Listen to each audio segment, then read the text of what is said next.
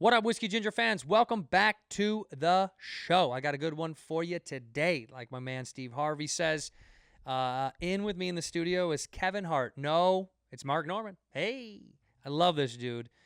Incredibly funny, incredibly talented, super funny dude. And he's on tour all over the place. Go check him out at marknormancomedy.com. So am I, by the way.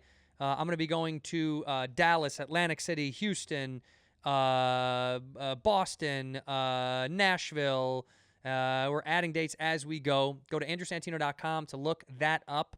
I'm going to be all over the map. andrewsantino.com to get them tickets. Also on the websites where you can get the merch or look in the merch bar down below if you're on YouTube. And if you want the extra content, the solo Cheeto Chats, the solo pods are going to be on the Patreon at patreon.com/whiskeygingerpodcast. Very fun. And the top tier, we Zoom once a month. I'm having a blast with it. It's an easy way to connect with the fans. But come see me on the road. Check me out. Go to andrewsantino.com for all those dates. Enough rambling. Let's go to the episode. In here, we pour whisk, whisk, whisk, whisk, whisk. You were that creature in the ginger beard. Sturdy and ginger. Like vampires, the ginger gene is a curse. Gingers are beautiful. You owe me $5 for the whiskey and $75 for the horse. Gingers? Oh, hell no. This whiskey is excellent. Ginger. I like gingers. Ladies and gentlemen, welcome back to Whiskey Ginger. My guest today is one of my favorite people on earth. I say that for all my guests, but I mean it once again today. It's Mark Norman, ladies and gentlemen. Mark Norman. Hey, good to be here in the bungalow. Good to be here in the bungalow, baby. Very I'm unassuming glad you out came there. here. I know. Well, we don't want people to know where we shoot this out of, obviously. I like it. And you can tell people what city we're in. We are in La Crescenta. Oh. La Crescenta, California, just north of Sunland. So come see us. The address, of course, is, give them the address. 3829 Beverly Boulevard. 3829 Beverly Boulevard in La Crescenta, California. Come out and see me. Mark, let's start off the right way. All right. I love you. I know you. You're one of my favorite comedians to watch. I think you are brilliant. I think you got a great body. You got great hair. Oh, thanks. Yeah, it's filling in the Propecia. Fill it in, baby. Is it working? Oh, yeah, I think so. Me the too. dick isn't. No. But Well, the hair is. that's never going to come back. Nah. What happened to the fanga? Who? What happened to your fanga? I got a cat. Scratch me. Is this... I really got a Maine Coon. Why did you get a cat? Just so I can say coon. Yeah. No, I got a Maine Coon. Girlfriend wanted it, and I was against it, and then we got it. Now I'm snuggling with it. I'm brushing it. We have a great time. You like it, though? I love it. It's adorable because a cat's like a pillhead. It just sits there all day and sleeps, and then when you hug it, it's awake. And Have you great. ever had an animal before? Growing up, did you have animals? I had cats, but they were like alley cats that would come and go and give me Right. diseases and kill mice and then leave again. Outdoor cats. Yeah, those are the best. Yeah, my wife had outdoor cats growing up. They had barn cats, which I thought if I was gonna have cats, I want those that go kill stuff. Yeah. And then you can go say hi to them because they're a little bit more used to chaos. They're not scared of everybody all the Yes. time. And the dog needs a lot. It jumps on you when you walk in. A lot of people like that. I don't want that. No, you don't like that? No, They'll I come to want the house. chill. I want just like, let's just watch TV. You're up on my ass, licking me. It's too much. I don't want that. It's like a needy gal. All right, I respect that. I like my dog. I think it's. I think getting home and look, especially after the road or being gone for a while, when you come home and the dog is like excited to see you, it is really nice to That is feel nice. to feel the love of like something here cares. But when you go to that guy's house, his dog's 10 feet tall and is jumping on you, and you're Hate like, geez. And he's like, oh, he's fine. He's fine. You're like, he's fine. He's clawing me. He's got Yeah. paws on me. But then this happened. And then this, yeah, well, I went in too hard. Too aggressive. Yeah, Yeah. See, cats check you down. they do. They do. But it's cute because they give you the soft bite where you're like, you could bite harder, but you don't because you're nice. And then it just got too into it. I don't. I'm not a fan. My mom's allergic to cats. Growing up, like people I knew had cats, and every time I'd go to their house, I never enjoyed them. Something about them. I couldn't get over that hump of like. Yeah, cats are like blacks. You either love them or hate them. And what if you do both? What if you love and hate them? That's tough. What color is your cat? Black. Is that on purpose? Oh, yeah. Diversity. You gotta. Yeah, gotta have it in the house. Did you win an Oscar last night? I don't know. Did you win? I didn't watch. Is it real? I think it's Zoomed now. Yeah. Oscars, it's like Halloween. I stopped caring about it. So I don't ever watch the award shows, but I do think they're very funny in the sense of what's turning to happen in It's society. fascinating. And I think it's great. I saw on Twitter. they throw up like little speech clips on Twitter. On Twitter, my favorite was someone was talking very adamantly about like how many black people get killed by the cops every day, and it was like very like emotional and very deep. And then his partner steps up to the mic and he's like, "We want to thank Netflix and Ted Sarandos." I was like, dude, the juxtaposition is so funny to be on these social platforms and then be like, also, we want to thank all the producers and everyone that made millions of dollars on it. It's just, it's kooky. They can't even see it. Like, how can you not see it? You're on stage holding a gold trophy in a $10 million gown. Right. And you're like, it's hard out there. Things are tough. You're like, come on. There's a guy working in a mill.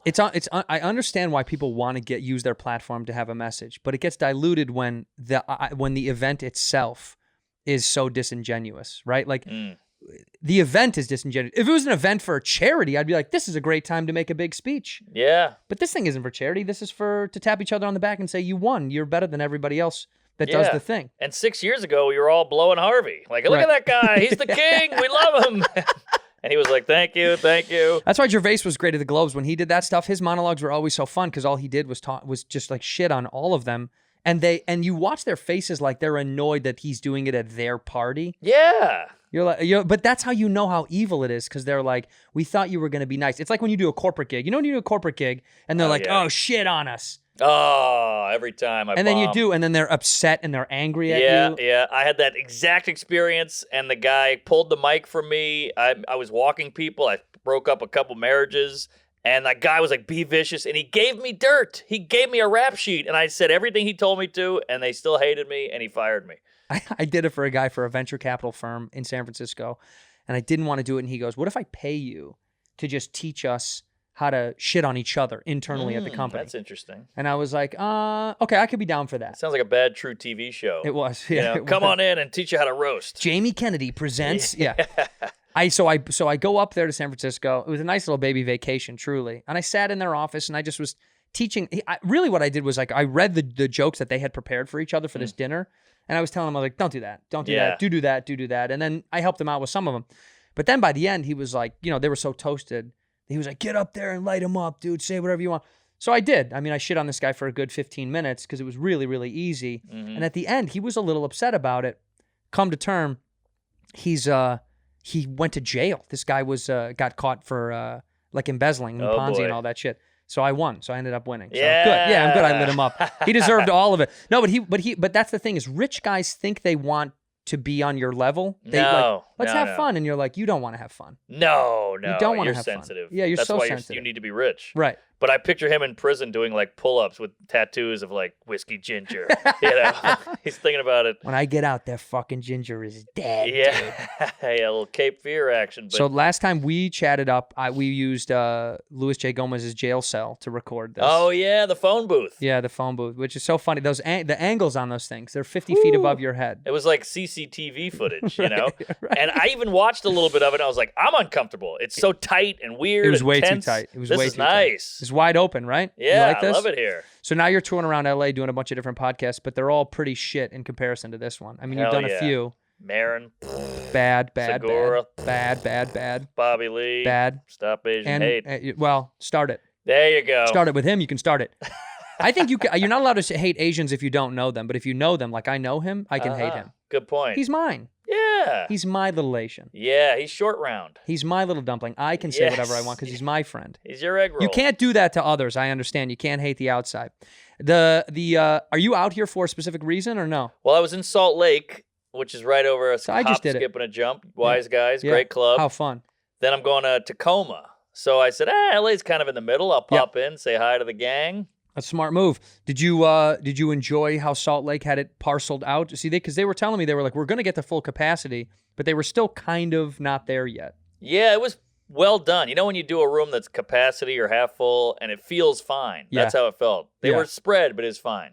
Yeah, no, and I'm going to Addison and all that stuff. And Dallas now is, they're back to square one. They're fine. Oh, yeah. I did it the week it opened, and it was like fucking Mardi Gras in there. That's incredible. The guy said we sold more booze on Thursday than we sold in 2020. What? Yeah, because just people are like, let's do it up. We got Biden money. Everybody knows you did campaign for Biden. You were a big Biden campaign trail guy. You went door to door in New York. Isn't that nuts? I was Elizabeth Warren, actually. You were in disguise. Well, I love the Choctaw people. All right. You dated Elizabeth Warren for 2 or 3 years and then moved on to AOC. Now, That's right. Who was a better dinner date? I'd say AOC had a way bigger clit. She did. Oh, huge. Huge. Huge hammer. The worst thing about native New Yorkers is the saying huge. Do you say huge? What do you say? You say huge. He's a Brooklyn guy. Brooklyn, yeah, huge with an H. It's not huge. That was all Trump. Yeah, he did that. But no, a lot of New Yorkers I know say huge. I've heard that in New York Oh, really? before. Have you heard that? No, you don't hear it? You're a Chicago cat. Yeah, we don't say any of that stuff. No, you guys just say cat. We say duck. We love shooting people. That's our favorite thing. Never on the we're the news, best. by the We're way. #1 at killing people. We do it. We keep killing, man. Chicago Yeah. is the murder city, man. You Yeah, guys doesn't- can't catch up. You guys are so soft now. Oh, it's crazy. New York is bullshit. It's all Dwayne Reeds and Pink Berries now. Shitty. But you guys, you never really see that in the news. The killings? Yeah. I read the Chicago Tribune every single day, and it's in the Tribune every single day. But we know about it. But they Yeah. don't publicize it to the media because it's Why not? Because it's endless. Oh. Every day, it's like 10 kids get shot, 12 kids get shot every single Damn. day. That's got to be like population control. It's like deer. Yeah. You got to keep tabs and keep Wisconsin low. asked us to go shoot deer up there, and Yeah. then we asked them to come down and compile the murder rate.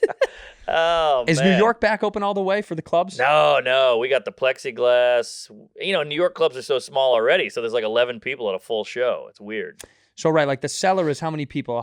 75? What is it? Nah, it's probably like 160, 180. Is it really? Yeah, they pack it, baby. God, it feels so tiny whenever I see that place. I'm like, that can't be over 100 people. So what do? They have plexi between each table? Between tables, and then the comics have glass up, like on the stage.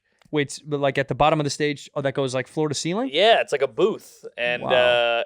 you know, it's clear, but it's still there. I mean, we can all Right. feel it. It's weird.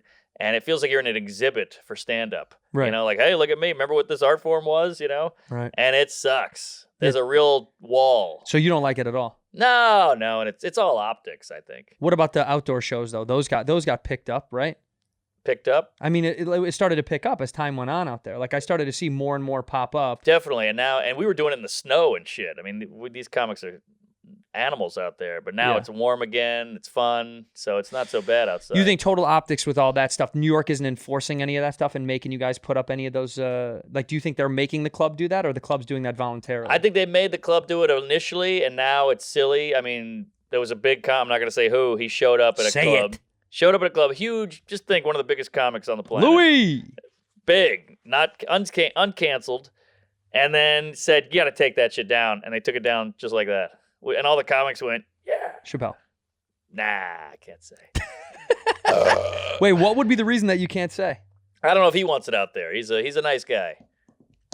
I'll tell Okay. you later. Yeah, that's fine. You can tell me off. All right. Camera. But No, that's fine. Chappelle didn't give a shit anyway. He's smoking.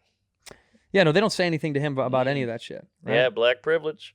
Black privilege, baby. Black Yeah. privilege. You've got a little bit of that, don't you? A little black? Yeah. Sure. Well, I'm a part Creole. Does that count? I don't that know. has nothing to do with I got no black. Come on. No, you're all white. You're all white and you're all right with me is what I like to say. And I know, you're, yes. and I'm what? Alt-right. And I'm alt-right. Yeah. I'm alt-right. I'm as far as you can get to the right. I've never been so far right. You know what I mean? I'm all the way over. Boy, we're so political now. It's crazy. I hate how everything is politicized. Medicine is politicized. Yeah. Voting. It's crazy. But that's the only way for people to make sense of. I think that, what is that phrase? You know, the idle hands of the devil's play toy? So it's Yeah. like this pandemic. Oh, yeah. All it did was make people find shit to be upset about and find shit to target. And before, it wasn't really a thing. Well, you got Grubhub and you got streaming Netflix and all this. The internet's right there. So there was no struggle, really. Right. We say it's a pandemic, and yeah, a couple people died, but most people are sitting in air conditioning on Twitter. Right, hanging out, doing Hanging nothing. out, doing Yeah. nothing. So you got to build something. You got to make something happen. Did you get one of those stimulus checks? They get sent to you? I never got it. I make too much to be stimuli and too little to be rich. What a great bubble to be in, though. I kind of like this bubble because it still keeps me sane. Right. You know, you go to Whitney's house and you're like, oh, man, you're 2 feet away from... It's a literal insane asylum out there in You're the about to desert. put on a robe and have a glass of wine and fall down the stairs. She talks to coyotes at night. She's nuts. She's I absolutely can see that. bonkers. Yeah. I can see that. She was sewing a dream catcher when I walked in, just a giant one.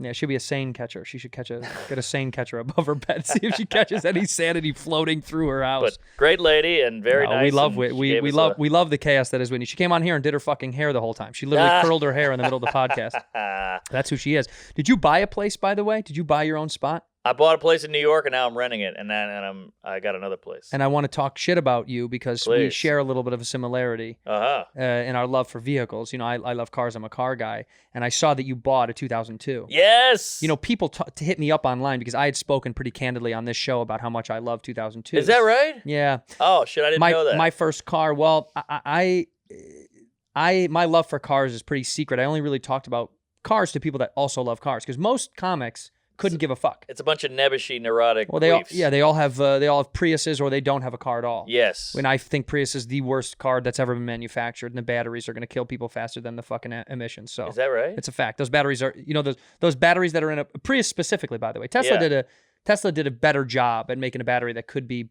degradable by our biosystem at some degree.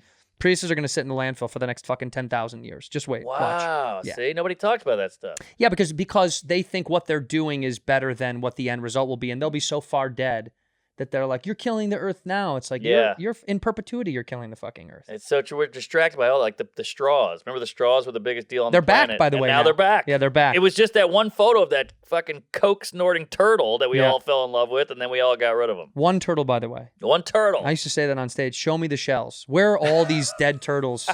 What a lie, strewn across the shore. They made it sound like it was millions of turtles were dying. Yeah. It was bullshit. But That's a great they only catchphrase. cared because they wanted to make you feel bad about something they could control. Yes, You know what I mean? yes. It's like, we can control this. Because the shit you can't control, what are you going to fucking do? Like that. Like the idea of emissions, they yell at us here in America. It's like, we're the worst. We need to, you're like, China and India have a billion people. Crazy. And they spew shit in the air on a constant so we're the worst? They have pollution checks every day. Like they have to worry about it. Some days you just can't go outside. It's bananas over there. Yeah, I've been there. but we're the worst. Yeah. Apparently, we're still the absolute worst. But getting back, my first car I ever had was a 1985 325e, a little 2-door BMW coupe, my favorite. That's adorable. It was in pretty okay condition. It certainly wasn't new. It was an 85, but like it was kept up very well. It's and I got got to some tell zip. you, oh man, they were so quick. Yeah. They were so quick, man. I like small cars. Like you got a nice piece out here, by the way. Nice little piece outside. It's But a Nissan that's- Altima. My fans know that's what I drive. A Yeah. Nissan Altima supercharged. It's a Ford Escort. It's a Ford Escort. Well, it's a Ford. We have to say that now. We can't say Ford prostitute anymore. Because, Oh, good point. because Good point. the laws Sex changed. worker. Sorry about that. Yeah. Positive sex. No, By the way, yeah. I love the support for sex workers. I've been supporting them for years. For years. Yeah. Lots of money. Quietly. Yeah. And now you can do it publicly. Isn't that nice that you can say, I support this OnlyFans? Yes. Here, I have here. 17 of them, and I'm supporting my local sex vendor. And if you're a failed female comic, you can make a lot of money. But not the men. But Can we get on OnlyFans, you and I? nobody cares. Maybe the gays will throw us a shekel. I think you and I could do well with the gays. Oh, I On clean OnlyFans? up with the homosexuals. Because I got to tell you, my DMs, I won't hyperbolize. I probably get one dick pic a week. Wow, that's pretty good. Yeah, on an average. So sometimes I won't get one for 2 or 3 weeks. Then some weeks I'll get one that's like, you're so cute. And I'll Yeah. get 4 dicks or 2 butts. Right. 4 Dicks and 2 Bucks Yeah. is my next album coming out. I think it's September. 4 Dicks, 2 Butts. You do the math, but I will get them, and Where are the shells? you like that? Show me the shells. Show me the shells. Show me the shells. I'm more impressed by how aggressive some of the gay guys are in my DMs than annoyed. I'm more impressed. I'm like, wow, this guy's good. He'll keep taking different pictures, different angles, and be like, oh, so nothing. Right. Because they know you don't respond. You know, you're not responding. And you feel like a woman. You're like, oh, I'm violated. You start to get their Right. fear. Well, also, don't send people random pics. I've never. I don't mind it. So you're just sending them out there to the universe? No, I don't mind getting them. Oh, I don't I'm saying in the exchange world of pics, like, have you ever sent a pic just out of nowhere? It's crazy. There always is a backstory with me. It's always like, we communicated first. It was never like, Of course. hey, here's a dick, or here's Yeah. my, So I never understand the approach of just throwing it out to the ether, thinking we've had no communication about it, and all of a sudden that's going to be the thing I go, I need it. Here's my theory. I think the dick is so hidden all the time that when a guy has the opportunity to show it, he's like, I gotta do it. It's like he's keyed up. He can't control it because the dick is always hidden. It's like Bobby. That's why he's always like trying to get naked. Yes. It's like he has to get it out. Gotta get it out. I send my wife limp dick pics. I'll never do hard. Now that's love. Make her work for it a There little you bit. You know what I go. mean? Make her build up to something. Have you heard my dick pic story? No. Maybe 8 years ago, I hooked up with this gal and it was like this passionate weekend on the road. It was amazing. She was way out of my league. It was the highlight of my life. So we'd kind of communicate after a few weeks of me leaving, and she'd be like, send me a dick pic. Send her a dick pic, whatever, no big deal. 8 months later, we stopped talking, whatever. Somebody tweets at me, hey, is this your dick? And it was a photo of my dick. Some random guy in like Minnesota. But a good photo, no less. Yeah, but it's still my dick, so it's not great. But I saw my sheets, and that's what did it. I was like, those are my dinosaur sheets. And so... that's my race car bed. I know that bed anywhere. Yeah, I just didn't respond, and it kind of, flew off into the Twitter ether. But Jesus, seeing your own dick on a public platform is terrifying. That's a bummer. It's and a you bummer. know it was mine. Well, you got a nice penis, though. It's all right. It's fine. It's a Civic. It's a Civic. Yeah, it's like It it'll is. get you places, reliable, but Yeah. it's not going to win a race. No. Yeah, unless you soup it up, maybe. And it might break down. First race is fine, but second Yeah. race is definitely going to break down. Gonna need some Blue Chew and whatnot. In here, we pour whiskey. Hey, I know you don't like cooking, because I don't either. It's not because you're lazy. It's just because it's time-consuming and you just don't know what you're doing. But HelloFresh makes it easy and simple. I love this, okay? At first, I was like, I don't want these meals that are coming to my front door that I have to make. I'd rather just order food. But I'm telling you, they're delicious. There's healthy options, and it's so easy. Even a moron like me, which is French for idiot, can do this. It's so simple. They are wonderful and delicious. They deliver right to your door. They're pre-measured ingredients, mouth-watering seasonal recipes, and skip those trips to the grocery store. That's why it's America's #1 meal kit. They are #1, and it is the best. I had the pork loin with the cabbage slaw. I've had that one, and we also did a beautiful chicken dish, a little chicken. Trying to keep it a little bit healthy. You can do it a million different ways, but their fresh ingredients are sourced directly from growers and delivered from the farm to your front door in under a week, contact-free, of course, which I think is huge. I really do like this. The meals that are ready in 20 minutes or less, lightning prep recipes, quick breakfast, and they have lunches.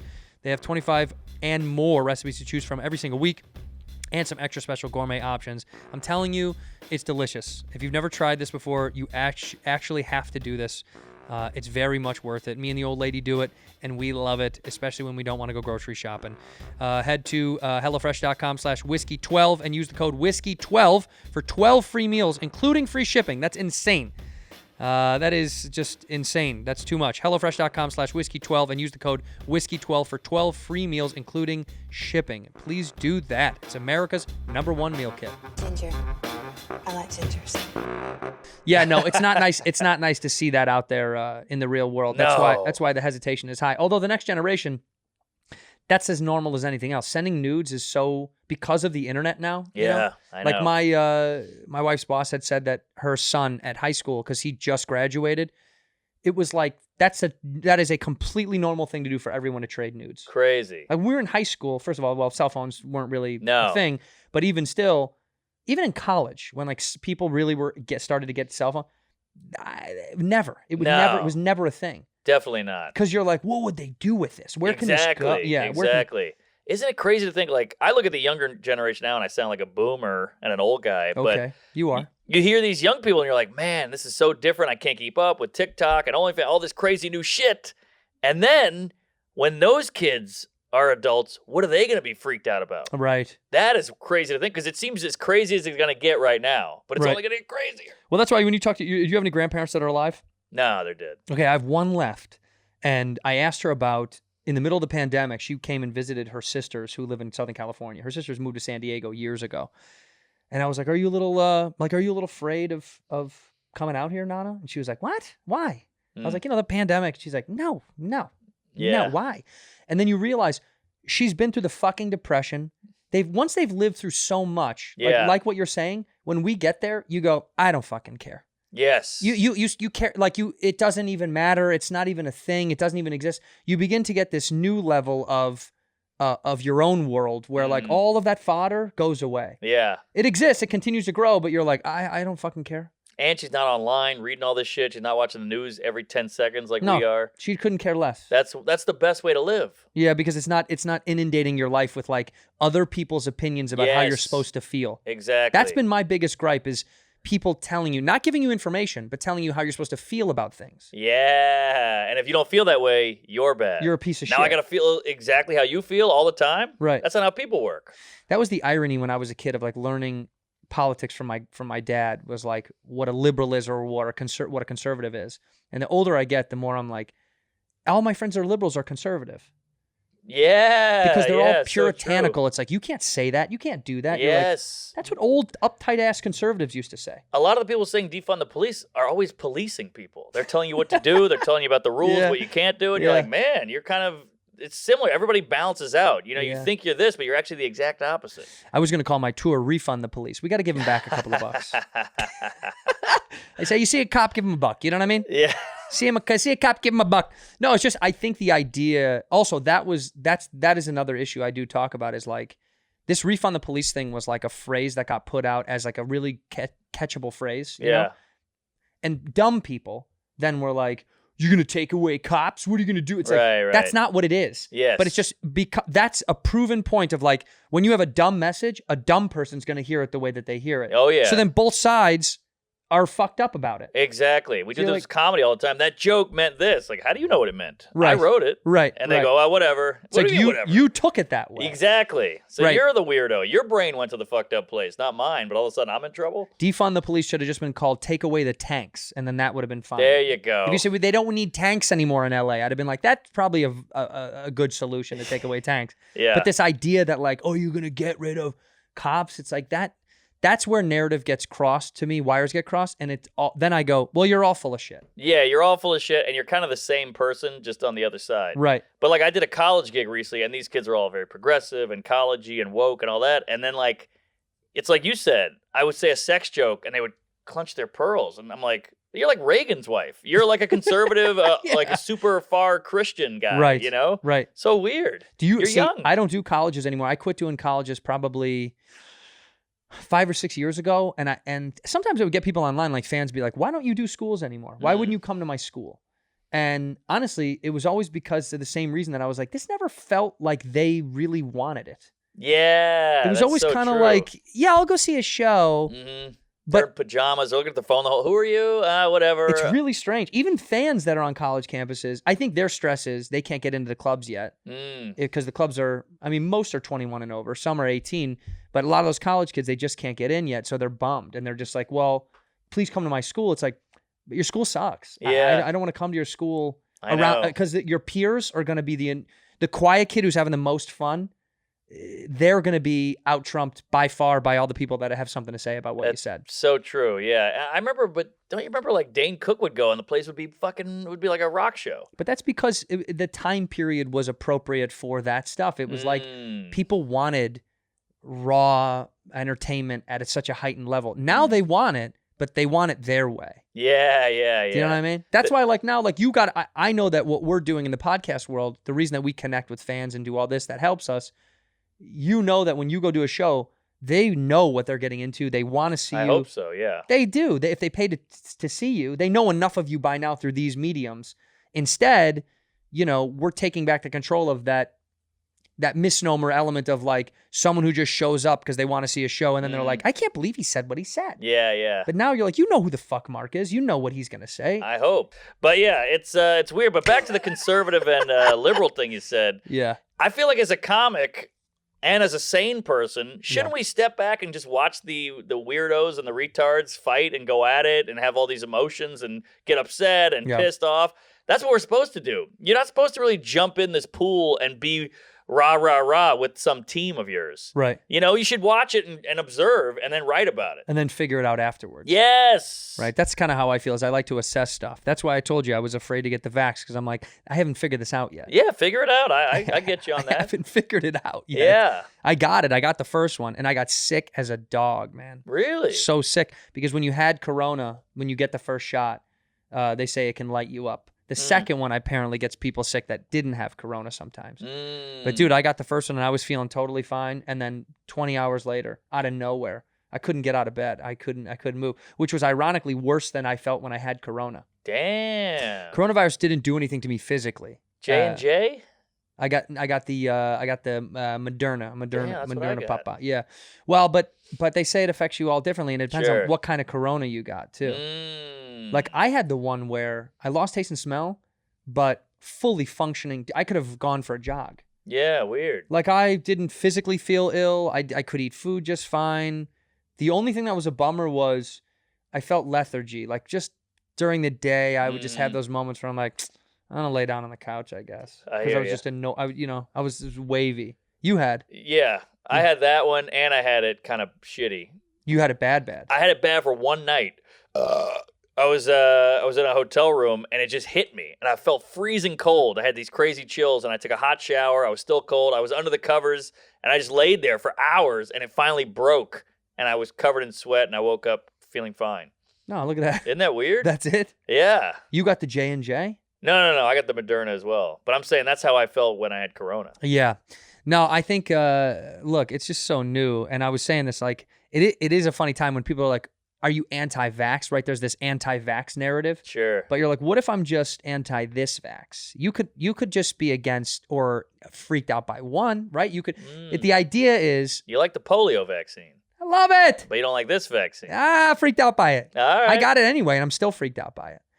We have to admit the idea that like it feels very odd. It's new. That it's so new. I go to a local college campus. It's super disorganized. I Yeah. don't really know who's giving me the shot. You know, the information felt so blurry. It just didn't feel, something about it felt so bummer. I'm not saying that there's a microchip in me because there already was. I already put one in. But I'm just saying, who the fuck know? Who knows what this is going to yield? That's why my grandmother was so, but I see from those perspectives, my parents are in Florida right now getting wasted out of their mind. Yeah. And they were like, well, we got it. We don't care. If we die in 5 years, we're fine. They don't give a shit. I was just in Miami, and it's almost like I'd rather live You mean ignorant. Andrew and, Schultz's town? Yeah, I'd rather go wild and maybe die than just live in fear in New York for the rest of my life. Right. So Which I get is, it. Which is what a lot of New Yorkers do. Yeah. Oh yeah. Yeah, it's a very New York thing to do. Did you go see Andrew down there? I was only there for 2 days, and I brought the lady, so Yeah. I felt like I was, I had to like bring her to the beach Yeah. and live it up. But I Do the wanted relationship stuff. to. Yeah. I'd love to get on it one day. I'm a fan. He's down there. He's down there owning Miami. He actually said, I think he was like, come down here and do the show. I was like, I'm not gonna fly just to do the show, just, unless I had shows down To there. the Improv, make a weekend. I know. I want to do shows in Florida, but I'm not doing them till the fall. I think my dates aren't even. The way the dates lined up. Sure. Because now everything is so backlogged. Like I'm not even playing Chicago, my hometown, until 2022. Wow, you're waiting for it to open. Well, no. The only date I could get available. It was there. I mean, it was like, I was like, it's insane. And I don't know if it's not worth leaking, but the first time I got, I'll say it, but I'm going to try to play the Chicago Theater, which is, Whoa. I'm going to try. That's I'm going to what, try. $5,000? No. I think it's only 30 something. 30, Oh my God. I think you can do it. that's a lot of people, dude. You can do it. When they even sent me the idea, I was like, this is scary. Ooh, That's so many. But you got to film that. I mean, that's a big event. I want to. Yeah, I want to do that's that. Just that marquee. Come I know, on. right? Going home. Like for you, is there a place at home to play that's like a big, like would be a big nut for you or no? Yeah, the Sanger Theater is kind of our Carnegie Hall type thing, but it's I know still it, like, yeah. 1,100 seats. And I don't know if I could fill it. You could but easily fill that. I don't know. New Orleans is a kooky town to perform in. So that's another thing that I feel it depends on where it is, right? There's cities where I'm like, I can't believe I can't sell that many tickets here. And there's not that many people that want to come out. But Yeah. sometimes it's city dependent on, Definitely. like, what's your worst city to play in? I mean, Miami's tough. I was just there. Florida's hard. That's a tough one. It's very Cuban-y and sexy and cokey, and I'm not that guy. You were at one point. Maybe at one point, yeah. You were a sexy Cuban. Yeah, I used to be trans, but I don't switched know. back. Tough town for me is like Montreal. I don't do great. I don't know. Like at the festival? The festival's fine, but I'm just saying I don't draw there.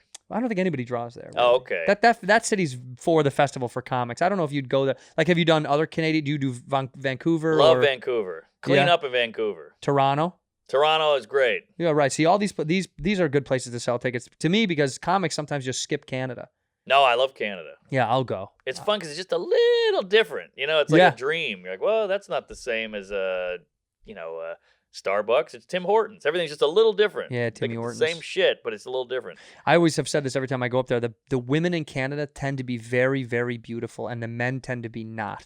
Dude, what There's is that something town? about homely dudes and beautiful women that like Canada subscribes to this idea that like hot chicks will date just I oafy know. idiots up there. What's the Rumors? Rumors Comedy Club is Yeah. in Wilmington. What's that place called? Why can't I think of it? I know Is what it is. Edmonton? What is it? Winnipeg. Yes. Correct. It is Winnipeg. The men Good call. there look like you, And the women there Now are that is rude. smoking hot, and they're fine with it. It's just how Right. the lay of the land.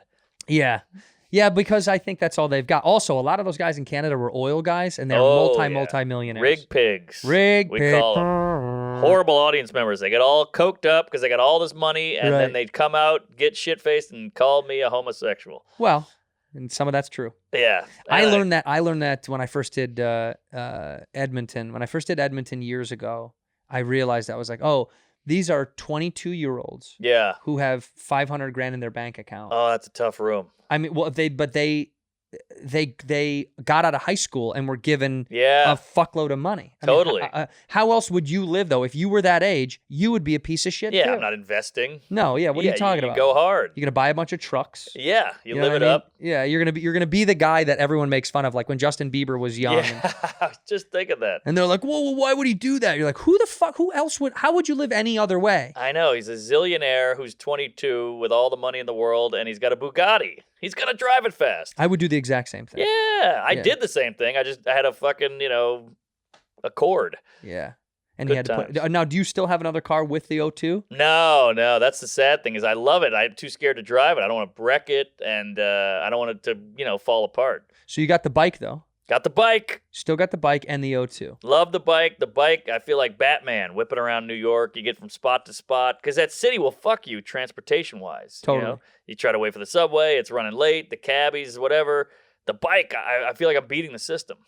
Do you have any semblance of fear of getting hit? Because New York people get hit on bikes a lot. A in New lot. York. And I've fallen off of it and taken some spills, man. Have you? Oh, my God. I flew off the handlebars and I put my hands down and I was wearing gloves and they tore my hands up. And I was lucky I didn't hit my head. I wasn't wearing a helmet. But these construction guys ran over like, oh, my God, are you okay? And I looked back and the bike wheel is still spinning and I was like blurry. And they picked me up and brought me off to the side and I had to sit down for half an hour. But I got it together. But you were okay? I was okay. I was just shook up. Thank God. Why no helmet? What are you doing, Mark? Wear a fucking helmet. I got the hair. I don't want to ruin it. No, I don't know. I just... Just want to keep it. You don't want it to fall out because you're like, if I put on this helmet, it's all coming out. I remember that was a rumor. Like, if you wear a hat, Helmet, you'll go bald. I like the idea of the construction guys dragging you off and then seeing a hot chick and like, hey, they still had a cat call while they're trying to help this broken man. Yeah, exactly. So of all the times you've fallen though, none of them checked you a little bit. So I've had a lot of friends that have fallen enough on bikes where they're like, I'm out, man. I don't want to do then because the next one's going to be the one. It's a horrible idea because sometimes it's not your fault. That was my fault, but Right. the cabbie could sideswipe you and you hit on a parked car and you're done. See, that's my uncle has titanium in his leg because of that. He got his leg shattered a million different ways. Motorcycle? He got hit by a truck on a motorcycle. Yeah, man. He's Really. lucky he's alive. He is extremely lucky he's alive. In fact, it did him. It was very unfortunate to say the least. It ruined a big chunk of his life because of what it did to him. Anyway, man, I could be enjoy like- the bike. Yeah. Oh man. The fear is to me. I have two of my I have good friends that have bikes. Like one of my closest girlfriends, my wife's best friend. She's a bike enthusiast. She's like a bike girl who models for Harley and shit. Wow. And I always think about it. I'm always like, I get country riding, but city riding to me is It's what risky. I can't do. Yeah, It's it just a feels like horrible they're idea. gonna get you, dude. Because cabbies don't give a shit about you. No, they they don't care about don't. you with or without the bike.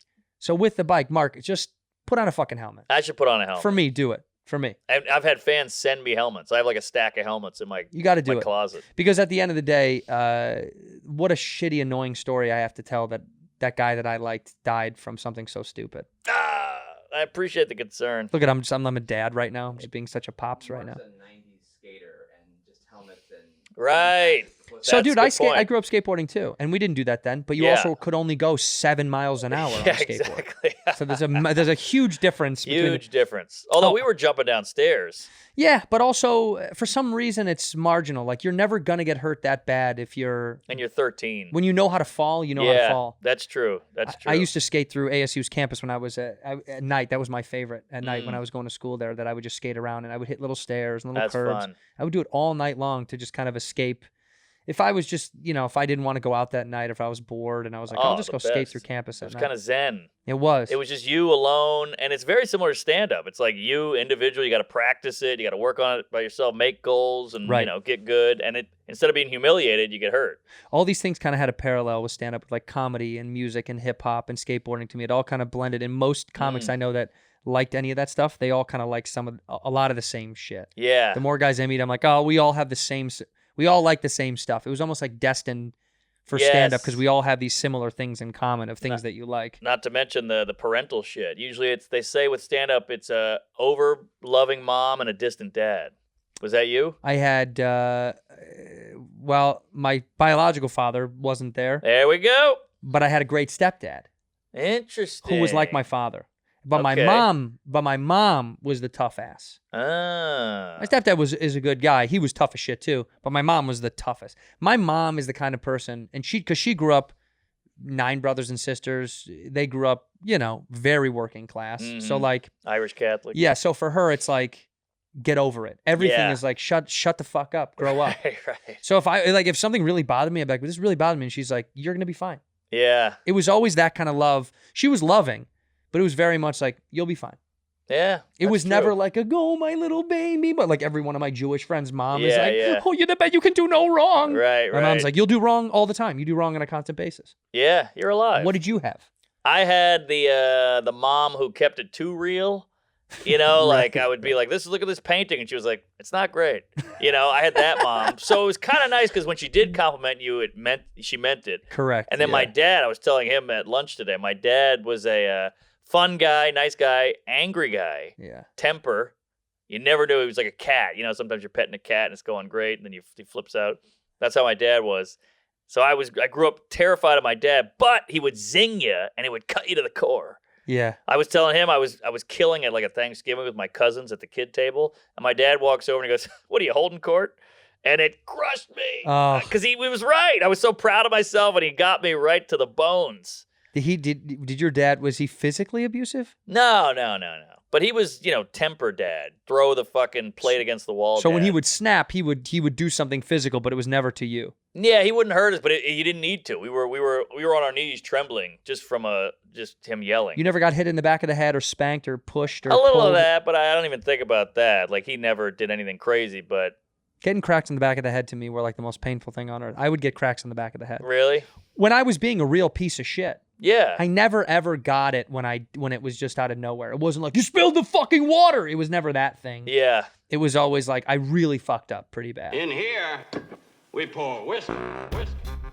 Your boy loves cereal. I've always loved cereal, and I love late night cereal snacks is what I do when I get home late from shows. And I'm telling you, this is the new way I'm going to be snacking in the middle of the night. Magic Spoon cereal. It doesn't have anything to do with the spoon. It has to do with the magic that's in the cereal itself, ladies and gentlemen. Magic Spoon cereal is so good. 0 grams of sugar, 13 to 14 grams of protein, only 140 calories per serving. It's keto-friendly, gluten-free, grain-free, soy-free, low-carb, and GMO-free. The only thing that's not free is the product itself, but it is so good. I'm telling you, the 4-pack I got were cocoa, peanut butter, fruity, and frosted. And you know what those all kind of taste like. You're an adult now, and it's an adult cereal, seriously. Cut down on carbs and sugar and all the unhealthy stuff. This is the best late night snack that I've had in years. I actually mean it. The peanut butter is so good because I'm a PB freak, and the cocoa is good too. If you love your chocolate, you got it. But I'm more of an orange peanut butter guy myself, so I really did enjoy it. It tastes delicious, just like a cup, just like a peanut butter cup. It tastes like a peanut butter cup. You absolutely need to try this if you haven't tried Magic Spoon yet. It's very much worth it, particularly if you're somebody who wants to have a late night snack or eat it for breakfast in the morning. Doesn't matter. I just like mine as a 5th meal at the end of the day, and it's not unhealthy, and it tastes good, and it makes you feel like, oh, I didn't just fat out on 9 cups of sugar. But go to magicspoon.com/ginger to grab a variety pack and try it today. Be sure to use the promo code GINGER at the checkout to save $5 off your order. Magic Spoon is so confident in their product, it's backed with a 100% happiness guarantee. So if you don't like it for any reason, which I promise you won't, they'll refund your money, no questions asked. Come on, man. What do you got? Try it out. What's the worst that could happen? Remember, you get your next delicious bowl of guilt-free cereal at magicspoon.com/ginger. Use that code GINGER to save $5 off. Thank you, Magic Spoon, for sponsoring the episode. Ginger. I like gingers. Bill Burr has this funny story about his brother said, "You suck, Mom, and I hate your dinner," or whatever, something mean. And his dad took a glass of milk and threw it in the kid's face.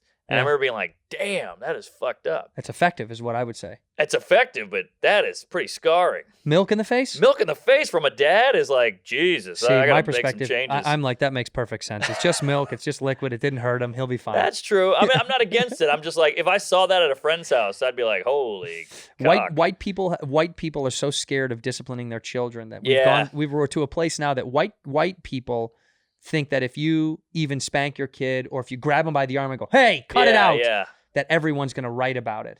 Right. But we're the only people. Everybody else, every other race, it's totally okay to discipline kids, and nobody says anything. It's fine. You hear kids, I'm going to call social services. That's insane. It's insane, because if you did it, like if a black kid did that, the mom would be like, do it, and then I'll kill you again. Yeah, I'll kill you in front of the social service woman that comes. Yeah, exactly. One time I was at a friend's house, and his parents were kind of scary, and his mom slapped his older brother, and his nose started bleeding. And I was like 8, and I was like, this is a little heavy. I got to go home. Yeah, I think I called I think I hear mom. my mom calling me.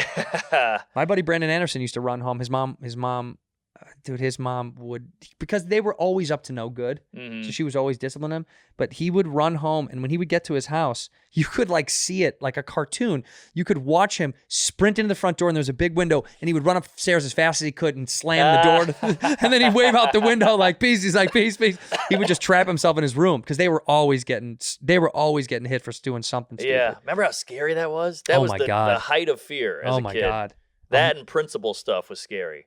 Now, were you a kid that got suspended and stuff Oh, like that? yeah. I went to public school. It was pretty dicey. Yeah. Fights and, throwing rocks or whatever it was. Now, how many times did you get suspended in high school? In high school, not as much. In high school, probably once or twice. But in, middle school, that's when it really got bad. Yeah. Because it was like this competition, like who was the baddest kid? And Right. you kept upping it. Yeah. You'd start a food fight or whatever it is. One time I spray painted cow on the wall at school to represent one of the teachers, and she caught it right away, and they called my mom. At least she knew you were talking about her. Yeah, she got it. That's like a tip of the hat. I'm talking about you, fatty. Yeah, she got the message. What was her name? Do you remember? Mrs. Deborah something. But Mrs. Deborah.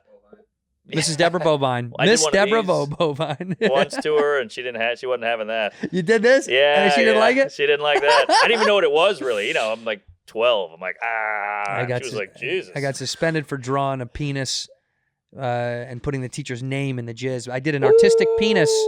That's like a Banksy. Yeah, I did an artistic penis because they had handed us in health class like the diagrams of a dick and of the female genitalia, and so I copied it. I drew it, and I drew in the jizz. I drew her name and suspension because somebody in the class pulled it out of the trash after I made everybody laugh. Oh, what a rat! And when I tell you something, then I slept with that girl in college. Hey, got her all back. right, you won. Yeah. And then you jizzed on her back. And Yeah, wrote her name and wrote her name. Yeah, wrote her name in Yeah. it. It was such a mean thing. She had a crush on me, so she wanted to call me out for doing that. And I was like, why would you fucking do that? Isn't that interesting? Because you see that kind of on social media. It's like, always thought that girl liked me, and now she's trying to ruin my life. Maybe there's some kind of blend there. There's something with that. Do you have people that come after you that you think used to like you? Yeah. Yeah? You're like, something's up. There must be some reason you're this motivated to hurt me. It's maybe you had a thing for me. Who knows? I don't know. I'm just trying to get in the girl or head. maybe they're hurt. Yo, they're definitely hurt. And They they want come- you to hurt like they hurt. And they feel my hurt, feel my Yeah. pain. And then they're the compassionate one. They're the hero. Like, you're ruining my life. Have you had someone try to ruin your life? Oh, I think we all have. Yeah. It sucks. It hurts. That's why I get annoyed. Like, cancel culture. What I'm like, I get it. Cancel culture is a hack term. It's been done to death. But like, I don't know, 12,000 people yelling at you, calling you a racist or a bigot or whatever. It sucks. And Yeah. that's what it is. It's not like, they always go, he's still working. Like, yeah, but he's depressed and he got made fun of. If I make a fat joke to Lena Dunham, I'm the biggest piece of shit on the planet. But if you call me a homophobe, to me, that's worse than fat. Yeah. So why is that not bad? Right. Why are you're not mean? Right. Because you're doing it under the guise of like stopping some bad shit, whatever. But like, I don't know, nothing wrong with being fat. It's just a joke. But you called me a horrible thing. Well, sometimes they give you such easy layups that you're like, it's just a joke, and you know it's a joke, and they know it's a joke, Yeah, I and you're know. like, how can we not be on the same page? And it's like you're perpetuating something negative. You're like, or it's just a joke. I know. It's I just a know. small like there was a guy on TikTok made me laugh. Lizzo was doing Lizzo does like It's already funny. a fan I know. It was Yeah. like a fan suggestion video, and she's like, okay, all right, well, this is kind of weird. I'm doing it, and it's dunking Oreos into milk. Mm. And then right as she's doing it, it cuts to this guy, and he's staring at the camera, and he's just like, are you fucking trying to tell me Lizzo has never dunked Oreos into milk? He's losing it. He's like, what the fuck are we talking That's about? great. Yes, and it was so funny. It was so simple. He's like, this is not the first time Lizzo's dunked Oreos into milk. Yeah. And of course, so all the comments like, you're a piece of shit, you're body shaming, all this stuff. It's Yeah. like, dude, it's just a joke. Her Instagram is Lizzo Eats. I know. That's her Instagram. She jokes about it. Good point. So he jokes about it. He's the bad guy. Right. Because they feel bad for her, which Well, he was means- also white. So Well, that if it was doesn't a help. black dude doing it, it would have been like, that there's a black dude, I don't remember his name, and he is so mean to chicks online. There's a lot of that, and they're great and they're funny, but they get away with it because it's too dicey of an area. It's like Right. that old Kimmel thing where he said, "There's no PETA at the players' ball." Yeah. You know, because it's all Yeah. fucking fur coats, but they're not going there. Right. They're not gonna fuck with that world. Right. It's too dicey. Right. This black dude, I have to look him up, man. He's so funny to me, though. He's always like, all these women are like, why can't I get a good man? And he's like, how much do you weigh? That's like his first question. I've seen this guy. He's I've seen it's this so guy. funny. So and she's funny. like, she's like, I'm 5'6" and I'm 185. And he's like, and that's your problem. And you think that that's okay. Right. And they take it. And I Yeah. was like, man, it's wild. If a white dude is doing this, Oof. like, if a white dude's doing it to white women, I'm saying, Yeah. even It's still they'll bad. light you on fire. Yeah. And if But you do it to black women, forget about it. Oh, that's not even a real thing. You're talking chaos. Yeah. That's like a Marvel movie of murder that you're talking about. Speaking of movies that got shitted on all the time, I watched Mortal Kombat last night, and I got to tell you, loved it. Everyone right. hated it, and I loved it. I don't care. I mean, I haven't seen it, and I'm not really into that stuff, but like, it's Scorpion and Sub-Zero rated. fighting. What's so the problem? I'm not into I don't watch the Marvels and all the superhero movies. Yeah, me neither. I never was into that stuff, but I was like, I got to watch this one because I loved Mortal Kombat as a kid. Yeah, finish We used it. to go down to the hockey, the skating arena by my house, and they had a video game, like a little arcade area by the ring between the rinks, and I would save quarters for weeks to go down there to dump $15 into Mortal Kombat and NFL Blitz and all the Yeah. all those games. But Mortal Kombat was always my fucking favorite, so I had to watch it last night, thinking everyone talks shit about it, and they're like, it's terrible. There's no plot. It was great. Because if I watch those things, I just want to see murder and blood and killing, and I don't need a great storyline. No, it's fighting. What are Right. we doing? It's like when they get mad about comedy, like, it wasn't that great of a movie. It's like, did it make you laugh? Was it funny? Right. Case closed. What was the last comedy you saw, commercial comedy, that made you laugh genuinely? Probably Tropic Thunder.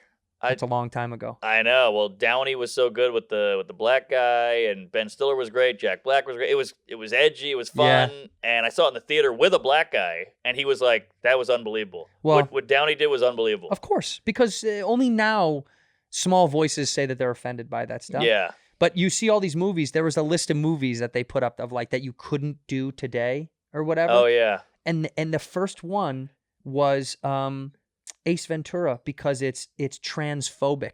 Oh. Because Finkel is Einhorn, Einhorn is Finkel. I forgot about that. Ah, interesting. But see what that does? It never even entered our brain No, that was no. transphobic. But they manufacture this, and now they're like, you should feel bad about that. You're like, that was a bit in a movie Yeah. that a guy was disguising himself because he was a murderer. Yeah, he was trying to get away with something. Right. So you're like, he's in disguise, and they're like, no, it's transphobic. That's really, boy, we got to really sift through and find But shit that's now. what they're doing. I know, but that's a sign that things are pretty good. If you got to really go through the snake bushes. through it, Look yeah. at the Bachelor chick. She had an antebellum party in college or whatever it was. She's trying to marry a black guy. Like, shouldn't that trump the dumb party that every kid went to in Georgia? Is that why that guy got fired, the host? That's what it was all about? Yeah, he kind of defended her a little. He defended the idea that she went to the party? Yeah, he's like, she was 20. I don't know. She's trying to marry this tall, dark So now she wants to marry a chocolate. black guy, but Yeah. they're like, no! Yeah, till You don't death. get to make up for that. I know, but we got to look. We got to sift. See, that's kind of like I was looking into this Piers Morgan and Sharon Osbourne thing. Yeah, that's crazy. I really did. I dug as deep as I could because I was like, I really want to find out what happened. So once you uncover all of it, you realize why he got fired. Please. It's not because he said I don't believe in what Meghan Markle said. It's because over the years he said controversial things. Now they're not going to bring up all of those. They can just go. They can just interesting. go.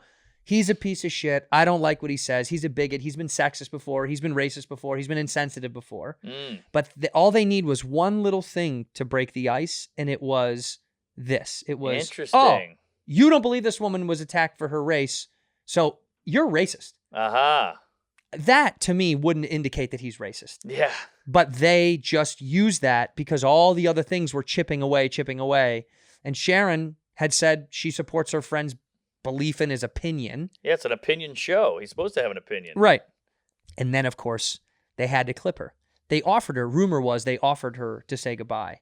They were like, you can go on your own or we can have you leave type of shit. You know, when a workplace is like, we can have you fire. We don't want to fire you. If you want to walk out, we'll give you the chance. And she didn't take it because, quite frankly, what world are we living in when you can't have an opinion about other people's opinions? That's even scarier. Yeah. It's an opinion about a fucking opinion. That's a good point. That's why it's weird when people are like, oh, everything's fine. You're like, you didn't see that? That's like, crazy. That's crazy. And here's the other thing. To say that the thing that would have made it racist, which is what I was looking for, was if Pierce was like, you know, oh, this black woman's in there complaining about it. You know what I mean? No, but all he was saying was he doesn't think that the way that she was receiving messages or communicating about what she felt, he doesn't feel it was genuine. Yeah. Right. So when you feel that someone's being disingenuous, and I say to you, hey, Mark, I think sometimes when you say stuff to me, I think you're being a little disingenuous. But that's the end of it. Yeah. I'm not automatically going to go, you're a fucking racist because of that shit. Because it's like, it doesn't make any sense. It's just like, it doesn't add up to me. No, it just didn't add up. And now everybody's always on edge. Everybody's nervous, on eggshells. And we go, this is the way the wind's blowing. I'll just go that way because they're scared. Right. And that's not a healthy way to be. And it's definitely not good entertainment. No. You want everybody scared in the entertainment world where we're supposed to kind of push it a little bit and have fun and be wacky and different. I don't know anything about Where's the this Meghan lead? Markle girl or anything about that bullshit because I don't know about that world. All I knew was what he said. But what I do know about her is she was married to the old manager the old head of my management company. Really? Yeah, and she left him in the beginning of their marriage because she hooked up with a dude on the show that she was on Suits. There you go. She left him for a dude on Suits. They tried to do a little story about it. But the guy that I know, he didn't want anything to do with it. He was like, I don't want to get involved. I've got my own life. He's married now. He's got a family. You know what I mean? He doesn't care. Yeah. But I remember when they got married, and I was like, he was in love with this girl, dude. He was obsessed, and it was beautiful. And then she left him for a dude on the TV show, and then she did the briefcases on fucking, you know, whatever, Howie Millionaire. Mandel's or whatever it was. Yeah, whatever the pick the cases was. Yeah. And then after that, she goes and becomes this piece of royalty. So all I'm saying is, you know, the idea that she is a victim, or the idea that she couldn't hyperbolize for the sake of entertainment, of course, is pretty real. Yeah, like she loves entertainment. She's in entertainment. I'm not saying she's a bad person. I don't know anything about her. All I'm saying is, why do we do this thing where they're like, people are she's infallible, or they're infallible. They would never make stuff up. They would never lie. It's like everybody makes shit up. Everybody lies. Yeah, of course. What does that even mean to think that someone's infallible of being? I know. Like indulging in something. It's and not look at real. her track record. I mean, look what's going on in the past. There's a ton of evidence and weird shit going on. Like, can't we use that? You're racist, by the way. I'm gonna cancel you. I didn't even know she was black. I sound like Rosende. I didn't know the bitch was black. Is that what you said? Yeah. Which, if you look at her Twitter profile of whoever that lady was, you're like, I could see it. Roseanne. And Roseanne's crazy, too. She's bonkers. Fucking bonkers. Nut farm. It is weird that they wanted her to have a show that had some conservative roots to it. And then they gave it to her, right? And then they fired her for being conservative. Like the thing you wanted. The thing you wanted, she gave you, right? Yeah. You said it's like hiring who's the puppet guy? Jeff Dunham. Yeah. You know, but then being like, hey man, you can't do any kind of racial stuff. You're like, Yeah. what? His whole fucking act is that. He's got an ISIS puppet. Right. You know what you bought into. Yeah. Also, there's a guy that can't get canceled for his shit. Isn't that funny? Why is that? Because he makes too much money? He makes too much money. He's making people too much money. In the same way that like Harvey Weinstein, they were like, oh my God. You're like, he was making people millions of dollars. They didn't want to say anything about him. They knew that he was evil. You think those people didn't know that he was evil at all? Like at all? You know? That's the scared thing. Everybody's kind of nervous. Everybody's like, I don't want to get in trouble. So Right. I'll do what I got to do. Like that guy who got fired from the Times. You see that guy? That old guy's worked there 48 years. He got caught saying the NWord and like he was just reading something or whatever. Not saying the NWord, but he was like, let me just read this and blah, blah, blah. And somebody got it on video. They signed a petition at the Times. They got him fired. He's like, 78. Wait, he sent the N-word out like where? Where Well, did he say it's a long story, but he took these kids to Venezuela or Peru on a field trip. Nice guy. This is what he does. And one kid's like, I got in trouble at school for saying the N-word. He's like, well, how did you say it? And he goes, did you say blah, blah, blah like this, or did you say blah, blah like that? And somebody filmed him saying that. But he was just trying to get to the bottom of it, and that was it. He got fired. And this poor guy, he's like an old guy. He's worked there for years. Everybody loved him. He's a sweet old What an man. insane idea that's I know. That's like me filming you singing along to any rap song and then you saying the Exactly. N-word in your car, which everybody fucking does. Yes. You don't stop yourself when you're singing a rap song. I And say then it if in I bed. film that at a stoplight, I can just upload that and be like, get him. Well, the thing is, they signed a petition, and what that comes down to is people going, if I don't sign this, I'm fucked. Right, So then I'm that's all that racist. is. Yeah, Right. exactly. Right, that's the perpetual thing is like if I said I sided with Piers Morgan, I'm racist. It's Yeah. like, no, I'm not siding with Piers Morgan. I'm just saying this seems a little fucked up to just call someone racist when they didn't say a racist phrase or word. Yes, Right. exactly. But Exactly. but they want to assign you to the what is that? The high school code of conduct. If you're at the party, even if you're not drinking, you're in trouble. You know, as athletes, if we didn't go get drunk, but we were at the party, Yeah. I would get suspended and I'd miss 2 games. Right. But I was like, but I didn't have a drip of alcohol. It's, it doesn't matter. You were there. Yeah, and I get that rule, whatever, it sucks, but it doesn't apply to everyone, and that's why it's annoying. Right. Like you hear like, oh, this person did blackface in 1994, and everybody likes them, so they just kind of get away with A it. Fallon. Yeah, and you're like, I don't want him to get in trouble either. I don't like canceling or anything like that, but like, But they're picking and choosing. they're picking and choosing. So Right. that's, if you're going to do it, you got to do it all the way. Right. Like you can't call Lena Dunham fat, but you can call Ted Cruz fat and Trump fat and Chris Christie fat. That's fine. Right. Which I like fat jokes. I want to call everybody fat, but don't say I can't call her fat. You've deemed this person inappropriate or bad, so you just get to have the rules don't matter there because Right. you deem them. Who Right. the fuck are you to deem? Right, I so- want to deem. It's all or nothing. It's all or nothing. But it should be nothing. It'd be nice. It'd be nice if it was nothing. It'd be nice. That was maybe the 90s. Yeah. It was nothing. That was right, fun. Right after the Coke binge of the 80s, we Yeah. kind of leveled out in the 90s and we're just doing our own thing. And it was also pre-cell phone, pre-social media. So you got beat up if you said, I got beat up for saying crazy shit. Yeah. And that was just how it was. Yeah, I saw a guy. Yeah, I remember kids getting hit for saying stupid shit to each other. Yeah. Racial shit. And Oh, then yeah. you just get into a fight. And then it usually kind of was the beginning and the end of it. That was it. That Yeah. was it. You get your head knocked in a little bit. Right. So what you're saying is we should be able to hit everybody that says something wrong. Oh, That's what that'd Mark- be cool. Yep. That'd be a good Men, game women, show. everyone. We all got to Yeah. fight. Get Howie Mandel on it. Hey, you said this. Have it out. Boom. That's why UFC is like the most progressive thing on TV. Yeah, just fight. It's fighting. They hug after. It's men, women, every race, every country. It's great. Yeah. Are you into the new regime of like the boxing world of TikTok celebrities and all this shit? I think it's impressive. I think it's fascinating. Yeah. Like what Jake Paul is doing. He really skipped the line, and people are mad about it, but it's like, he Did you kind of see- figured it out. He was chirping at DC Cormier. I saw Danny that. Cormier. Do you know him? No, but he's he's Yeah. a beast. What if they fought? I think DC, you can't fuck with him. You say that. I think he's Then too I get good. scared to think about how young that kid is. True, and he's not a bad boxer. He has some No, good he's technique. not. But also, I just think age sometimes. It's like DC is older, and But he's not that. He still was killing Stipe. Yeah, but still, that kid is a kid. I know. You play basketball? No. What sport do you play at all? Now? Yeah. I'm old. What could you do? What you used to do? I mean, I skateboarded. I'd like a little volleyball, maybe some table tennis, foosball, All right, none of these will apply. air hockey. I was gonna say, like, when I played basketball, my whole life is I played basketball, and I quit years and years ago. I just don't want to do it anymore. Yeah, I like to run and work out a little bit. same. Which is sorry. This is why I came here after I went to the gym. I apologize for this. Good legs. Thanks, man. But if I go back and play basketball now, it's disgusting. It's Oh, embarrassing. yeah. It's rude. I look dumb. Yeah. It's like I'm infringing on their fun. Right. They're like, get this old white orange piece of shit. You know what I mean? get it. I was get it. hooping in Raleigh, and I told this story before, but man, this kid dunked on me so fucking hard, and that wasn't really on me because I didn't go up to contest. I was just down low. Yeah. So I had like turned last minute. You know, I'm like, you know, I was poster child at the moment, hardcore. Oh. And he hits me, and the young kid, one of the kids, is like, man, you gonna let him dunk on you like that? And I was like, yeah. I'm Yeah. 38.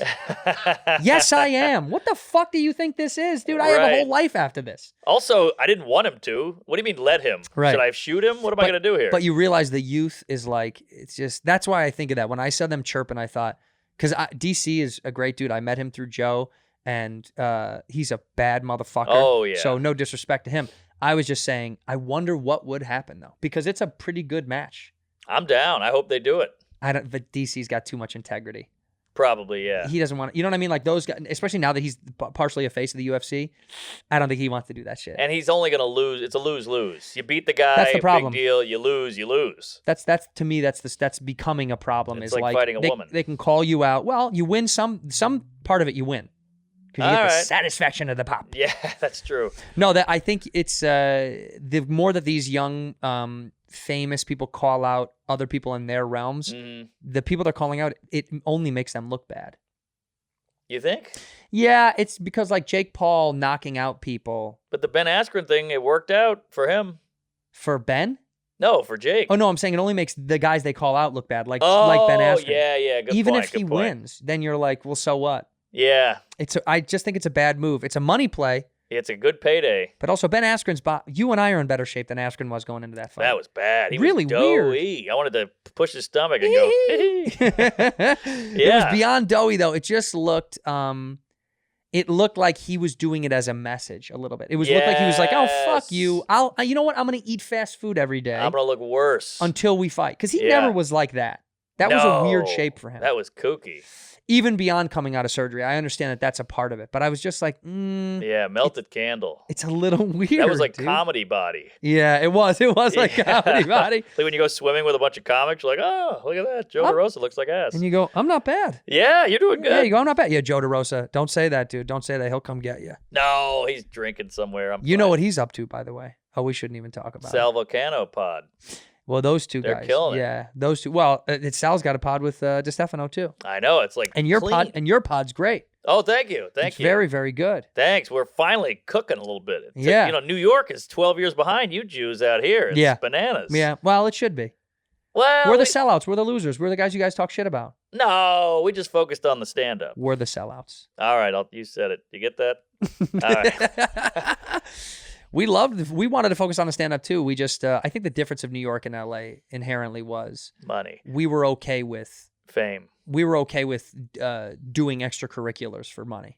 Yeah, and we do it now, so you kind of Yeah, we showed you the way. Did it first. But also, to be fair to us, you assholes got paid real money to do comedy. We never did out here. like at clubs. Yeah, so that's what's annoying is New York comics are like, oh, you can't just do just comedy. It's like, no, bitch, we were getting $15 a set. We couldn't live out here. You Interesting. cocksuckers could go do 5 sets and make what? Well, what on a really good night could someone make? Doing On a sets? weekend, you could make $600-$700. Yeah, go fuck yourself. We never made that money. And I'm Really? talking even the guys that were like the top, they're only making a couple hundred at the main room shows on the weekend, and then the rest of the shows, dude, you're making chump change. Yeah, well, I gotta say though, I did those Tripoli shows a few times. You get like a $400 check. Yeah, That was a shocker. yeah. That was nice, and a bag of weed that would last you a month. Yeah. So when those shows came around, when the producers started coming around, it started to change the game for us. Yeah, But up until then, dude, my whole career, we made no fucking money. yeah. We I made, can see that. no money. I used to do the improv. You get a check for like $11.88. I'm like, what is this number? Yeah, they take taxes out of it. Yeah, Like, holy and you fucking couldn't pay me out of the pocket with this. Some So cash? they started paying cash at some point, but they also these corporations don't want to get clipped by taxes, so they want you to take the brunt of the tax joke. Damn. Of course. What do you mean? They don't like you. Take the brunt of everything. That's why these comics get fucking bitter when they make it, because they're like, "Fuck you! You screwed me for years. I'm taking the door." Well, that is an interesting conversation I just had with someone that I don't want to mention, who we both know. We can talk after, but a big comic who I said, "This is why guys are ruthless with taking the door." Yeah. Because for so many years, you realize when you do math and you realize what clubs are getting and you're not getting, Oh yeah. you start to go, wow, this is fucking crazy. I know, it's crazy. So, and then there's guys like Garland. I had Jeff on here. Jeff, because he's so rich, was like, he's going to donate money back to the clubs because of the pandemic. He's like, I want someone to survive. And I said, that's nice. He goes, you should do it. I go, no. Oh, I need the money. What do you mean? Yeah. I for years we didn't make any of the money for the Totally. clubs. I mean, you'd lose money. You get $500 a weekend, but you had to fly there. You slept on a friend's couch. Then you Duh. bought drinks all night. You got the left side of the menu shit. I mean, Right. it was hell. Right. And then sometimes they didn't make you pay. Remember places that are like, you have to pay for the meal. You're like, I have to pay for the fucking $6 cheeseburger? You really want to charge me for that shit? I did a gig. It was one of my first headlining gigs, Youngstown, Ohio. Shit room. There's 11 people there, whatever. And I'm like, well, I'm headlining now. I'll get a nice meal at least. Fuck this. The hotel sucks. The club sucks. The manager sucks. But I'll get a meal. So I go, what do I get? And the guy goes, you got to get the swordfish. And I go, great. Bring it on. He goes, there's a good wine that pairs well. I was like, well, bring on the wine. So I must have had like 5 glasses of wine. I got the swordfish. I got a dessert. He gives me the check. It was like $280. Like, what you upsold me? I work here. I'm the headliner. And I had to pay for it. You did? I paid. What could I do? You could tell him to go fuck himself. He was paying me later in the week. I needed it. But nothing really. That was probably your whole check. It was half of it, yeah. Yeah, that sucks. Dude. I know. It was crazy. But I was like, man, showbiz is tough. Those days losing money, when I used to lose money, was really heartbreaking. Yeah. I had an emotional breakdown in the car. I was driving, doing a triple run out here, and I had an emotional breakdown. I pulled over at the side off of fucking Reno. I was on my way to Montana. I just broke down, man. Whoa. I couldn't do it anymore because I barely had enough to have gas to get up there. Oh.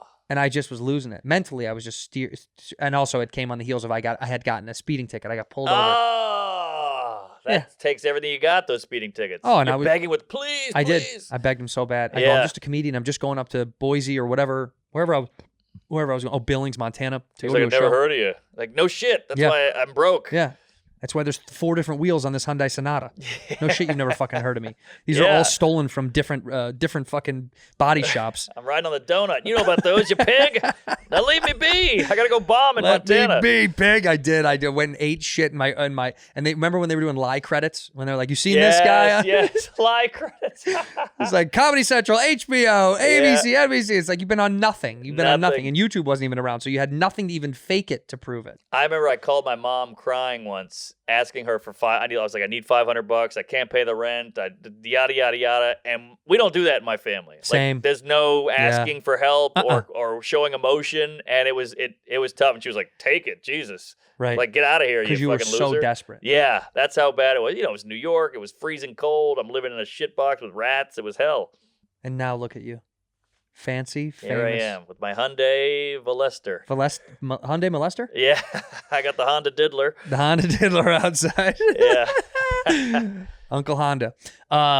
People should check out, by the way, just for fun. Oh, People should check out thanks. Tuesdays with Stories. Yeah. It's a great show. Thank you. And you do it with the handicapped kid. What's that kid's name who's handicapped that you do it with? What's his name? Josh Blue. Josh Blue. Oh, Joe List. Joe List. I love Joe List. Yeah, and I know do another one with Sam Morril called We Might Be Drunk because we're the last guys boozing in this business. Me too. We didn't drink today. We should have drank because we're early in the morning here. We should have Yeah. told the fans that usually we drink on the show, and I have a plethora of booze that just got sent to me. I have more booze up there than I could ever imagine. Great selection, by the way. As a booze hound, I can tell you. We is got some really, top-notch really stuff. good stuff that got sent to me. Some of that's private barrel selection. Yeah. That Blanton's, that's a little trick to give you about Blanton's, the one that's wrapped up in the fishnet stockings, looking like a little whore, round whore there. Yeah. These things are impossible to find Oh, yeah? at liquor stores typically because they sell out so fast. So the trick for people listening, for you as well, grocery stores. Go to grocery stores. Not liquor store. No, man. Liquor stores, they sell out way too fast. You go to a grocery store and you'll find these things usually hidden with all the high, they put them with champagne. Oh, wow. When people buy like a Dom and they always have like Vouv in a glass case. Almost always they'll have a couple of different kinds of whiskey. They'll usually have like a Whistle Pig. That's a 15-year. They'll have a Blanton's. They'll have like, then they'll put like Weller in there maybe. It's interesting to find out which grocery stores are keen with good whiskey. So I'll go around sometimes if I've got like a day down and I'm running errands, and I'll just go look at grocery stores and see which ones carry good shit. Damn. Because the local liquor stores, here's what really happens. It's a sham like everything else. They call their buddies that are whiskey guys, and they're like, what we're getting in on Tuesday. So they come, they buy it. Yeah. Oh, interesting. And bars and distributors, they get them first anyway. So they get first picking. So any of your buddies that own local bars and shit, they have all the connects. Damn. So for Joe Schmo losers, I got to go fishing for it so I can find the good stuff. But it's grocery stores. That's the tip. Don't go to liquor stores. Damn. There you go. You heard it here first, folks. Always go to grocery stores. Always. Yeah. Next time you do come out, we will start boozing again. I know I'm sad we couldn't get I a would drink like today. to. but this is called the whiskey ginger, and we should have. Did we drink? We got to drink when we were in Lewis's when we did it first. Did we? I think we had a sip. Yeah, we had a couple of. But I've been sips back on the road, and it's so nice being in that green room. And you got 2 shows. The second show goes well, so you have that tequila or that whiskey or that scotch, and then the second show you're a little looser, and the crowd's a little drunk, and you're kind of matching your drunkenness, and you do the whole "Hey, can I get one more?" on stage, and they bring it to you, and the crowd loves it, and you shoot it. Now you take shots from people from the crowd if they send you up one. Well, I learned from a skilled booze bag comedian that he'll get a water sent up in a shot glass. So he's like. And they're like, "Oh my God, he's bananas! He's crazy." Right. So I do a lot of that. I don't do. I tell them not to bring me the shot because I'm always like, I already have a full drink. I don't know. also need the shot if I have a full drink. Well, we drink liquor, so we have a full cup of shots. Yeah. We don't need another shot. Another sidecar shot. Will you not drink for the first show? I try not to. Really? Because the second show, once I start drinking, I can't stop. So by the second show, I'm like, what was I saying? Oh, man, the fucking Jews, I'll tell you. And I go off the rails, so I got to just be a good boy and hang tight. That's how Mitch was when the last time I saw Mitch Hedberg before he died was... You saw him? Right before he died, literally. Whoa. So he did Tempe. I saw him at the Tempe Improv, and then he went back to the East Coast, and then he died on the East Coast, I think, when he did a couple of shows, maybe in Jersey or something like that. But Jersey will kill you. That's got Geraldo. That's what. Well, yeah, I've been in that hotel. I think I've been in the room. Whoa, Stress Factory Yeah, Hotel? I've baby. been there. I mean, it's scary too. There's like a church across the street. You're like, yes, ooh, it's looming right there. Oh boy. Which is where you and I wouldn't belong, by the way. You got that right. After we died. But yeah, I saw Mitch right before he died, and I got to tell you, man, was it the worst. It was the worst I've ever seen a guy that I love do. Because I loved him, man, and I was like, it was terrible. He was mumbling and stumbling, and I think he did 28 minutes. I remember counting. Damn. He did 28. He stood up there for a little longer, and people started to kind of leave, Yeah. or they would get up to go to the bar, you know. And fuck, it was so weird. Well, it just gets sad. Sometimes you're like, you suck, fuck you. But with him, it was like, this is kind of bad, and we gotta go. Yeah, it wasn't like the Apollo. It wasn't like boo. Yeah. No, it was so like awkward. This and is then a broken man. yeah, we're and the watching. rumblings, the conversation started to happen. Like, which is the worst when you hear people going, "Who's he? Who's going? Who's going?" Yeah, when they're not mean, there's concern. Yes, that's that's when you're truly what fucked. it was. But I remember standing in the back, watching and thinking. It's literally like watching, when they say, you meet your heroes and they're like an asshole to somebody in public. It felt the same way when you're like, oh no, this is not how people need to see you because I know who you really are. Yeah.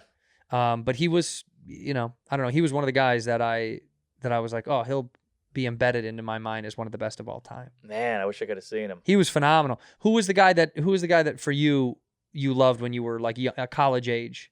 Probably Chris Rock. That Chris Rock Bring the Pain. The black guy? Bigger and Blacker. Yeah. That I know it back to front. That like moved me. Yeah. When I saw it, I was like, I didn't know comedy could be like this. The NWord versus black people and all that shit. And just the pacing. And he was like a skinny guy. Was that Bullet Control? Yes. Oh, yes. God, that was such a Layaway, good Bullet joke. Control, Oh, all such a that good shit. joke. That's 3-on-3 with a half court. He did all the Columbine stuff. He did the Clinton stuff, and it was great. Chappelle's was great. Killed Him Softly. But Carlin was big for me, just like the CDs. I would just listen to him. Yeah, I liked Carlin a lot. But I didn't like Carlin for his... Carlin didn't make me laugh like Rock made me laugh. Carlin made me think a lot. I was always God, this is so clever. It was more like... It was like admiring like a nice car to me. I was like, wow, this is fucking incredible. It was never brilliant. Ha to me. Yeah. He made great points, and he was listenable. You're like, oh, that's good. I like that. It was almost he made like me feel poetry. stupid in a good way. Yeah. But he was also fucked up. Like he would say slurs and pussy farts and this and that. Right. So he had it all. Right. That's what I like. He was probably so if he's on your Mount Rushmore, is that your Mount Rushmore? Oh you'd say yeah. him? Oh yeah, those two for sure. Chappelle, Rock, him. Probably Rock, Carlin. I gotta say, maybe Rodney. I love Rodney. Really? And then I love Groucho. I'm a weirdo. I'm old school. No, Rodney's great. What do you mean? Well, Groucho's probably pretty unusual for someone in our age range. He's just so good. I mean, first of all, he's Woody Allen and Bill Cosby's idol, so that says a lot. Not that those guys are the both height good of... guys. Both good guys. Mark loves what they do, not what they made. Yeah. Yeah, both good cats. Yeah. Yeah, but I don't know. He kind of started a lot of it. Like Bill Murray's kind of doing Groucho. Then Vince Vaughn is kind of doing Groucho. Like he's that guy. He was the first one to have that snarky kind of quick wit zinger. Who are you doing? I'm doing Groucho. You think so? Oh yeah, big time. But Seinfeld was big, but the show, when I saw the show, it blew my mind. Yeah. Like, I would watch it with my parents, and they hate everything, and they like that, and I liked it, and that meant a lot. Are you and Jerry friendly? Yeah, we text probably, once every 2 weeks. Wow. Yeah, pretty good. Is that something that you Every step time you get a back and you dick go, pic, wow, that's kind of weird? I've gotten a text from him. That's Every time, about the range. Every time I get a dick Every pic time from you a get a gay guy? dick pic, I get a Jerry text. Do you and Jerry text like that ever? Yeah, one dick pic. He's uncircumcised, which I couldn't believe. L'chaim. Wait a minute. Is there ever a moment that is he very playful and joking, or are the texts a little bit serious? They're pretty cut and dry. He's old. Yeah. He's business. And Yeah. I've tried to be playful, and he'll give me like a ha. And I'm like, I'll take it. But then there's times he doesn't respond, and you want to kill yourself. Right. You want to kill yourself. Yeah, I mean, your whole night is consumed with like, oh, that last one, why did I do that? And then I've done some before. I'm like, you shouldn't send this. And I sent it, and it turned out okay. So Right. sometimes I took a risk and it worked out, and sometimes it was horrible. Right. Was he a hero at all? Oh yeah. Yeah. Definitely. See, he wasn't for me. I don't mean to disrespect. He never was.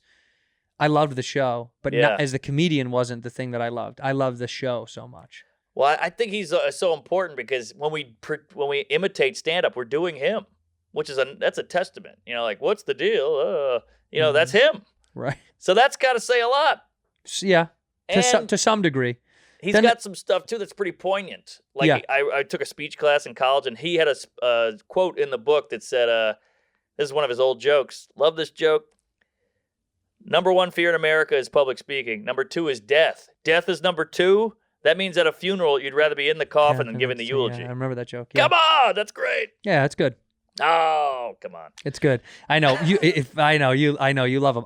He was never the guy that clicked for me. I liked more raw, more dirty, more Sure. edgy, more fucked up. I mean, I love Geraldo a ton. when I was Love young. Geraldo. I just like people that like really just were a little bit expose. Yeah. Like in the way that Louis was just kind of like, I'll bleed out for you. I'll just give you Yes. all of my dirtiness. Love that. But what about Gaffigan or Regan? I mean, these guys are great. So I love them too, but Or it Borghese. never connected with me the same way. Oh, okay. Because I grew up in an Irish Catholic, loud, dirty, cussy, gross, inappropriate world. Yeah, Everyone was kind of up to no good. I gotcha. Do you know what I mean? Everyone had something bullshit to say, and there was always people just kind of told the dirty truth of it all, and I like that a little bit. I more. like that too, and that's kind of what we do. But I feel like I can. No, I respect- appreciate the fuck out of it, but yeah, what really clicked with me, I guess, was always like Sure. filth. I always clicked with filth. That's why I don't love the Rushmore thing, because everybody's got their own thing.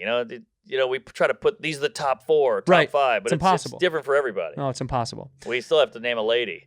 I mean, Joan Rivers is fucking. Oh, Rivers. Good Rivers is one. funnier than 90% of the people working today. I mean, Good point. She's incredible. The way that okay, again though, another person that was dirty that I like. Filthy. I just like that she was like, "Fuck you! I don't care that you don't Yeah. like it. It's coming out of a girl's mouth." But she Yeah. did it with such, her quips were so smart. I know. that it wasn't She was just like great. my pussy. Yeah. In the same way that girls are like, guys aren't talking about their dick. You're like, I know so many female comedians, and all they do is like, my fucking pussy, my tit. Totally. At least with her, she threw wonderful curveballs. And there's a lot of women comics that do it today. I think Rachel Feinstein's fucking Oh, hilarious. she's great. I mean, there's a lot of women comics that do that same thing. Glazer's got some jokes. I'm Glazer's like, on- man, Glazer's that on is fire. Killer. She Yeah. has that joke. One of my favorite jokes. She goes, "I hate the N-word that lives next door to me."